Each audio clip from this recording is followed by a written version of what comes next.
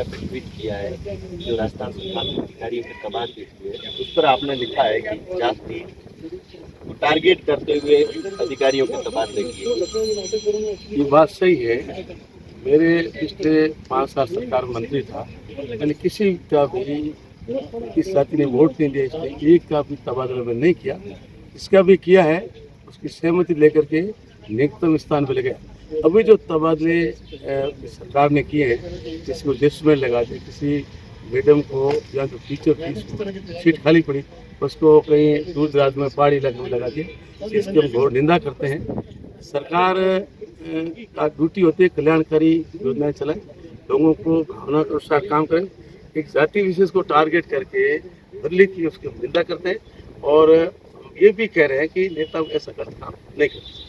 नहीं, इसमें शिक्षकों के बड़ी संख्या में तबादले हुए, जो बाहर के थे वो चले गए, पर नहीं जो यहाँ लगने चाहिए वो नहीं लगे ज़्यादातर। दो तरह से सीटें कम हुई। एक तो तबादला करके बाहर वाले चले गए, दूसरे जो एक जाति विशेष को टारगेट करके तबादले किए, वहाँ पोस्ट खाली आदमी पड़ी है उसको हटा दिया। ये चीज़ उन्होंने कर। आज आप शिविर लगा रहे हैं जन समस्या, इसमें किस तरीके की समस्याएं आ रही है लोगों के बिल सही नहीं आ रहे हैं, किसी के खंभे पोल पड़ गए हैं, किसी की डिमांड कर दी फिर कनेक्शन नहीं हो रहे हैं, कई तरह की लोगों की समस्या है। पिछली बार जो कैंप में लोगों ने दरखास्त दी थी उन पर उनका वापस रिव्यू किया, आज वो दरखास्त दी है जो हथवात काम हो सकते हैं, जो मतलब जैसे खंभे हैं नहीं आज, क्योंकि तूफान आने से काफ़ी खंभे टूट गए, धीरे धीरे खंभे आएंगे। कुल मिलाकर के एक कैंप लगने से लोगों को एक भावना बड़ी, कम से कम कैंप हमारा काम। ये स्मार्ट मीटर लगा है, जब से लाइट के बिल बढ़ गए, आना जाना शुरू हो गए, इस मुद्दे पर आप?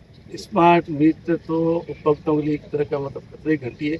अभी उपभोक्ता आया था, उसका मतलब 1 महीने के अंदर 1049, मतलब कितना भी खर्चा कितना नहीं आ सकता। स्मार्ट मीटर तभी तो पूरे हिंदुस्तान में राजस्थान विरोध हो रहा है, फिर भी इन्होंने कहीं लगा दिए चोर चुपके।